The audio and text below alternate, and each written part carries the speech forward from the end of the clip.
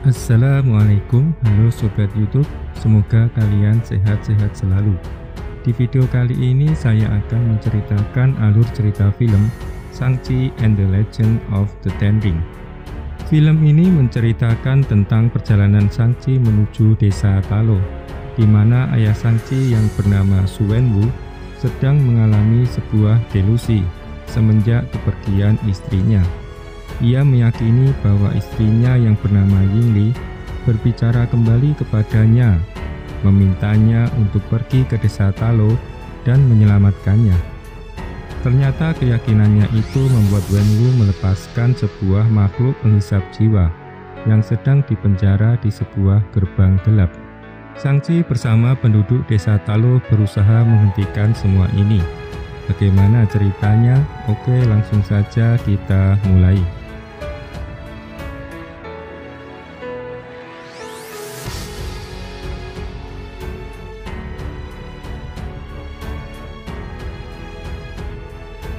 Cerita ini diawali dari seorang pria bernama Su Wenwu. Ia menemukan 10 cincin mistis dari sebuah kawah. Ada yang bilang ia mencuri dari kuburan, dan ia menjadi pendekar yang tangguh berkekuatan dewa.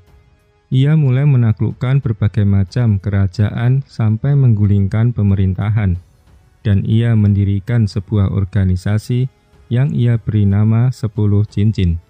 Ia mengejar uang dan kekuasaan, namun ia merasa tidak puas setelah mendengar tentang sebuah desa bernama Ta Lo. Desa tersembunyi dengan makhluk mitos dan sihir kuno, dan juga merupakan tempat orang berlatih seni bela diri dari para dewa. Kemudian Su Wenwu dan beberapa anggotanya berangkat untuk menemukan desa Ta Lo tersebut. Dalam perjalanannya menuju desa itu, tiba-tiba hutan bambu itu bergerak, sehingga mobil yang dikendarai Su Wenwu hilang kendali dan jatuh ke dasar tebing. Namun Wenwu selamat. Ia menggunakan cincinnya untuk melemparkan dirinya keluar dari mobil dan mendarat dengan aman di tepi tebing. Lalu Wenwu melanjutkan misinya sendirian. Ia mulai memasuki hutan bambu itu. Di sana Wenwu bertemu dengan Yingli, wanita penjaga pintu masuk desa Ta Lo. Wenwu ditolak untuk memasuki desa itu. Yingli meminta Wenwu untuk berbalik pulang dan ia tak akan menyakitinya. Namun Wenwu menolak untuk berbalik arah dan ia mulai menyerang Yingli. Dalam pertarungan itu muncul benih-benih cinta di antara mereka berdua, dan dengan cepat mereka saling jatuh cinta satu sama lain. Yingli berhasil mengalahkan Wenwu, dan akhirnya Wenwu menikahi Yingli.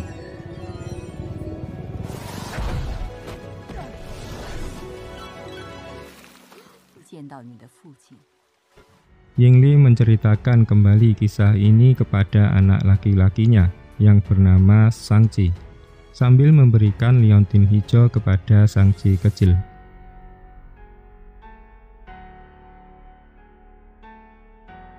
Sekarang Shang-Chi berada di San Francisco, California. Ia tinggal di sebuah apartemen. Ia bekerja sebagai sopir valet di sebuah hotel di San Francisco bersama sahabatnya Kathy Chen. Malam harinya Shang-Chi dan Kathy bertemu temannya Shou dan John di sebuah restoran. Di sana Shang-Chi menceritakan bagaimana awal mula ia bertemu sahabatnya Kathy. Ia mengenal Kathy saat dirinya mendaftar sekolah SMA. Kemudian Shou mengatakan kepada Kathy dan Shang-Chi, dengan background pendidikan mereka yang baik, kenapa tidak mencari pekerjaan lain selain menjadi sopir valet hotel. Mereka pun mengatakan bahwa mereka menyukai pekerjaan sopir valet itu.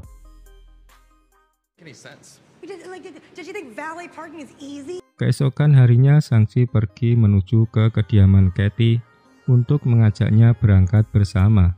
Seperti biasa Shang-Chi sarapan pagi di sana.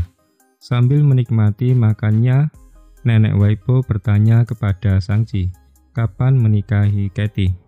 Shang-Chi hanya menjawab ia cuma berteman saja dengan Kathy. Lalu Shang-Chi dan Kathy segera pergi untuk berangkat kerja karena takut ketinggalan bus.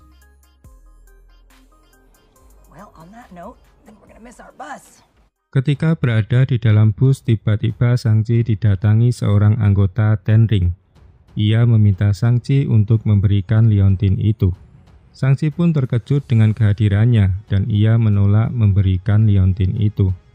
Namun ketika orang tersebut memukul Katy, Shang-Chi mulai melawan dan mendaratkan pukulan kepada orang tersebut dan terjadilah perkelahian.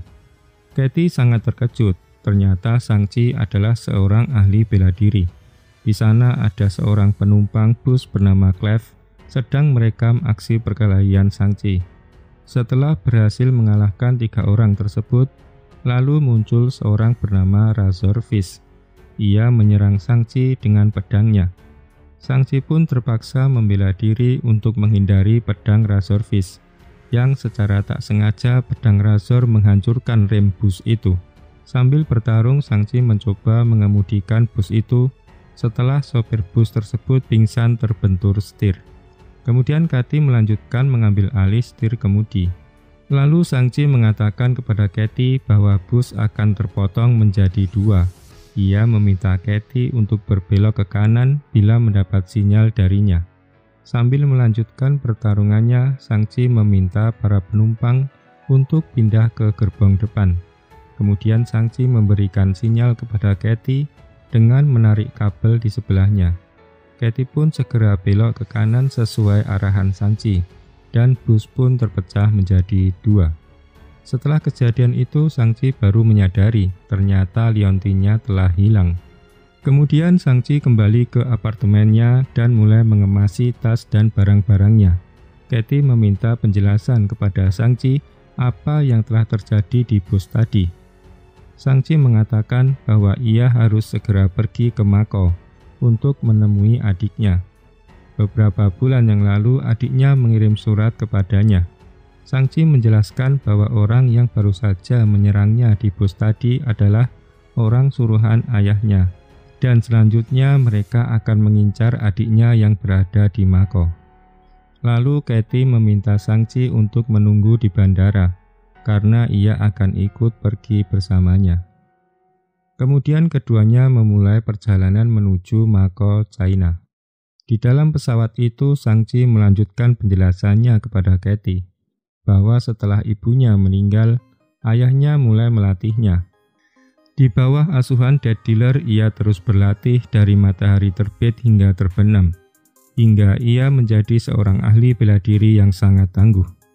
Dan saat usia 14 tahun, ia ditugaskan ayahnya untuk membalaskan dendam atas kematian ibunya.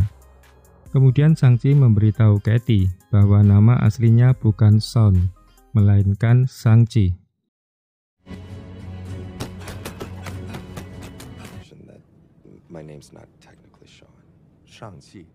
Setelah tiba di Mako, Shang-Chi dan Katy menuju lokasi saudara perempuannya sesuai alamat yang tertera di kartu pos. Di dalam lift ia diminta untuk tanda tangan agar dapat memasuki lokasi itu. Kemudian ia disambut oleh John dan ia meminta Shang-Chi untuk mempersiapkan pertarungannya. Shang-Chi pun terheran dan mengatakan bahwa ia kesini untuk mencari kakaknya bernama Su Xialing, bukan untuk bertarung. Ternyata tanda tangan yang di lift tadi adalah tanda tangan untuk bertarung. Kemudian John membawanya ke ring pertarungan, di mana ia menyaksikan Wong dan Abomination sedang melakukan pertarungan. Setelah itu John mengantar Shang-Chi ke kamar ganti dan bersiap untuk menghadapi lawannya. Namun ketika lawannya mulai terlihat, ternyata ia adalah Su Xialing, yaitu adiknya sendiri. Shang-Chi tak ingin melawannya. Ia mengatakan kepada adiknya bahwa ayahnya akan segera mendatanginya untuk mengambil liontin itu, tetapi Su Xialing mengabaikannya. Dalam pertarungan itu, Su Xialing teringat masa lalunya ketika Shang-Chi berjanji akan kembali setelah 3 hari. Ternyata Shang-Chi tak kembali. Lalu Su Xialing menendang Shang-Chi dan Shang-Chi pun terjatuh. I know what you're going there to do. 你有这个感觉吗？不要把我扔在这儿。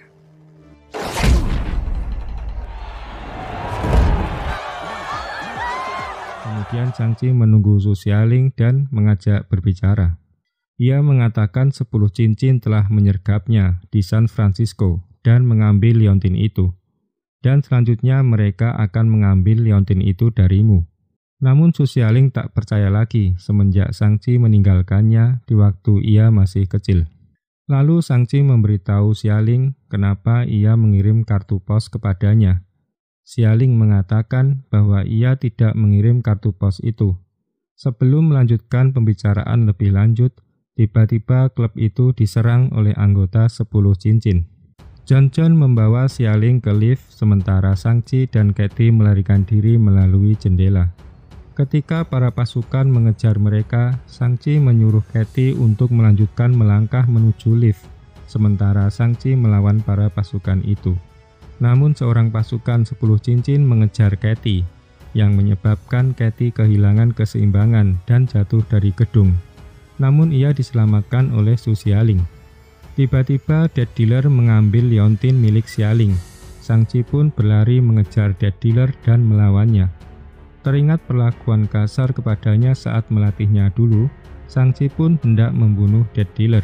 Namun tiba-tiba Su Wenwu datang menghentikan pertarungan mereka dan mengajak Shang-Chi untuk kembali pulang.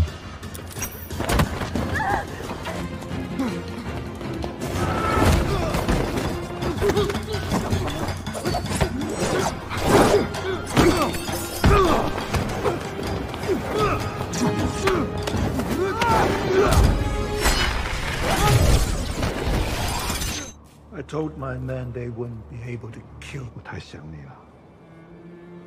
Lalu mereka dibawa naik helikopter dan diterbangkan menuju markas 10 cincin di pegunungan Tiongkok.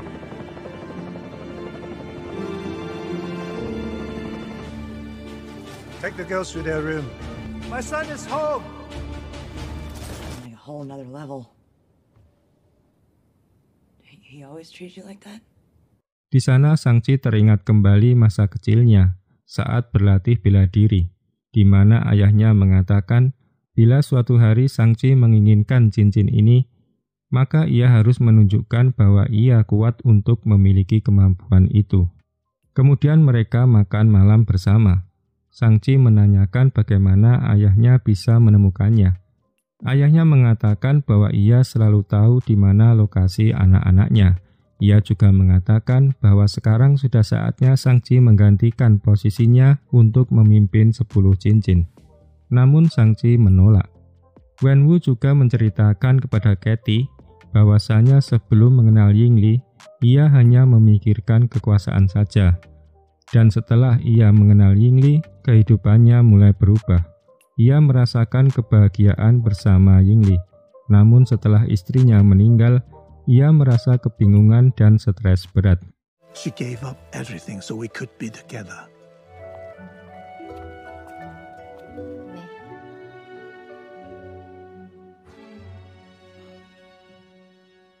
Setelah makan malam, Wenwu mengajak mereka ke ruang kerjanya. Di sana, Su Wenwu mengatakan bahwa ia telah mempelajari kembali desa Talo selama bertahun-tahun, dan ia telah menemukan jalan rahasia menuju ke desa itu. Wenwu juga mengatakan bahwa mendiang istrinya berbicara kepadanya, memanggilnya untuk datang ke desa Talo dan menyelamatkannya. Namun Shang-Chi membantah bahwa ibunya tidak mungkin berbicara kepada ayahnya karena ia telah meninggal. Ia menyadari bahwa ayahnya sedang mengalami sebuah delusi. Setelah itu, Su Wenwu membawa Shang-Chi, Xialing, dan Katie ke sebuah patung naga. Ia memasangkan liontin itu ke mata patung naga, dan tiba-tiba patung naga itu menembakkan air, dan membentuk sebuah peta jalan menuju desa Talo, yang mana jalan itu hanya dibuka setahun sekali. Lalu Wenwu memberitahu pasukannya bahwa 3 hari dari sekarang, ia ingin masuk ke desa Talo untuk menyelamatkan istrinya. Ia meminta Shang-Chi menemaninya, namun Shang-Chi menolak. Wenwu pun membanting Shang-Chi dan Xialing ke tanah dan memenjarakan mereka, dan Katie pun ikut ditahan juga. Di dalam penjara itu, Shang-Chi, Xialing, dan Katie mendengar suara keras dari suatu tempat. Mereka mulai memeriksanya. Mereka menemukan seorang bernama Trevor Slattery. Trevor menceritakan kepada Shang-Chi dan Katie bagaimana dirinya bisa dipenjara di sini.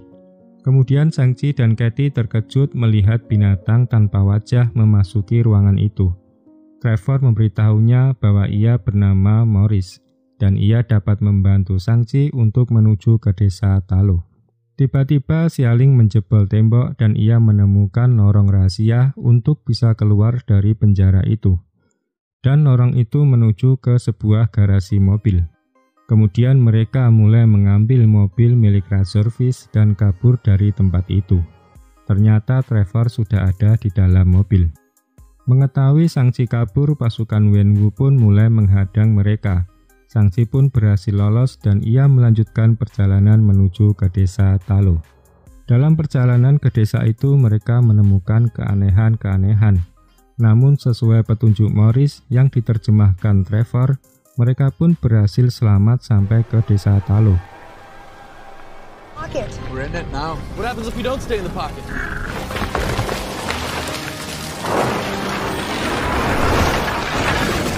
Morris. Watch your back. We're not gonna make it. One last try.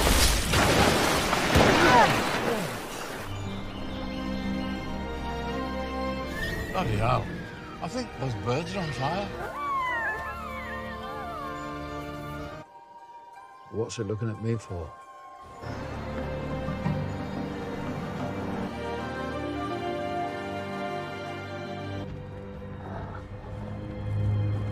Di sana Shang-Chi mengatakan bahwa ia anak dari Yingli.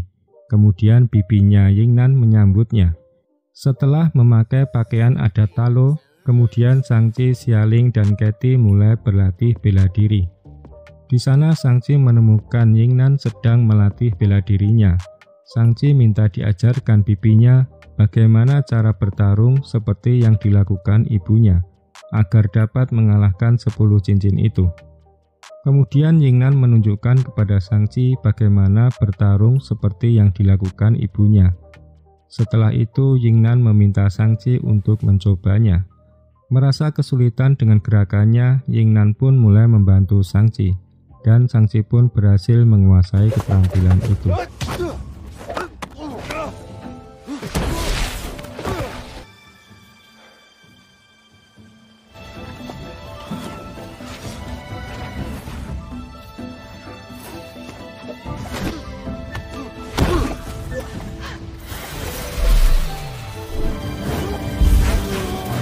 Ia duduk di tepi danau bersama Katie. Ia teringat kematian ibunya, di mana saat itu ibunya sedang melatihnya seni bela diri Talo. Kemudian ia didatangi sekelompok geng besi yang membunuh ibunya. Setelah itu ayahnya datang melihat pembantaian itu. Shang-Chi pun pergi bersama ayahnya untuk membalas dendam. Mereka menuju bar mencari pemimpin geng besi. Ayahnya menghabisi beberapa orang yang ada di bar tersebut. Dan setelah menemukan pembunuh ibunya, ia diminta ayahnya untuk membalaskan dendam kematian ibunya dengan membunuh pemimpin geng besi. We found the man responsible for killing your mother. Keesokan harinya Shang-Chi mengenakan pakaian baru. Ia bersama penduduk Talo bersiaga untuk menghadang ayahnya dan pasukan mereka. Yingnan mengatakan kepada Wenwu bahwa istrinya tidak berada di gerbang gelap itu. Namun Wenwu memaksa mereka agar ia bisa mendapat jalan menuju gerbang gelap itu. Penduduk desa itu menghalanginya, dan akhirnya Wenwu pun memerintahkan pasukannya untuk membakar desa itu. Dan terjadilah pertempuran di antara mereka. Saat Wenwu berjalan, Xialing menyuruh Shang-Chi untuk mengejarnya. Shang-Chi pun mendekati ayahnya, dan Wenwu mengancamnya, tetapi Shang-Chi mengatakan kepada ayahnya bahwa ia tidak takut. Lalu Wenwu mendorong Shang-Chi, dan terjadilah pertarungan itu. Hingga akhirnya Wenwu menggunakan cincin itu, dan membuat Shang-Chi terjatuh ke dasar danau hingga tak sadarkan diri.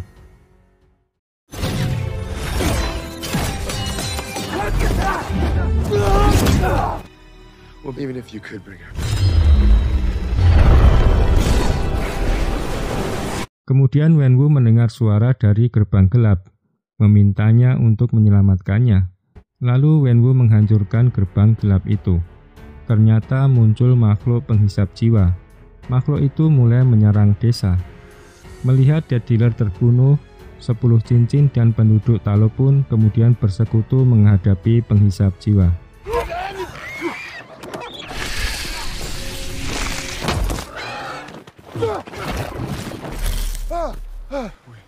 We should work together. If it grows strong enough, it will break right through the gate. That way. Hey, where's your brother? Setelah Shang-Chi tersadar kembali, ia melihat Great Protector. Dan Great Protector mengangkat Shang-Chi keluar dari danau itu. Kemudian Shang-Chi berusaha menghentikan ayahnya yang ingin membuka gerbang gelap itu.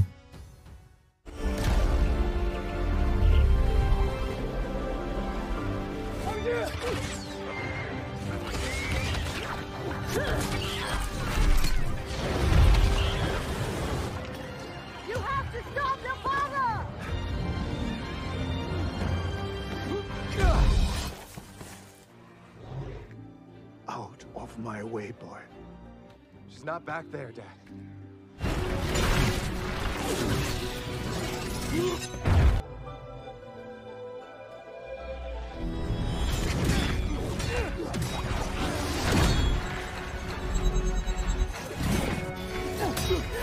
Shang-Chi mengatakan bahwa ibunya tidak ada di gerbang gelap itu.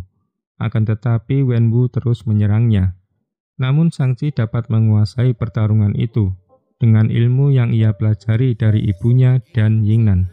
Tiba-tiba gerbang gelap itu hancur dan muncullah Dweller in Darkness, sosok makhluk penghisap jiwa. Makhluk itu membunuh ayah Shang-Chi, tapi sebelumnya Wenwu menyerahkan 10 cincin itu kepada Shang-Chi. Lalu muncullah Xialing bersama Great Protector. Kemudian mereka melanjutkan pertarungan melawan makhluk itu. Di saat Great Protector hendak dimakan Dweller, Katie menyelamatkannya dengan menembakkan panahnya tepat mengenai tenggorokan makhluk itu.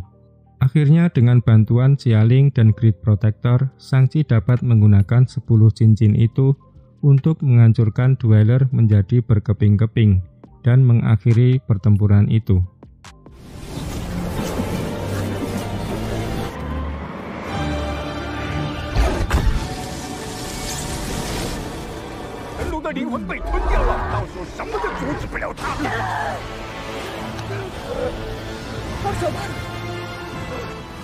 I'm not leaving you again.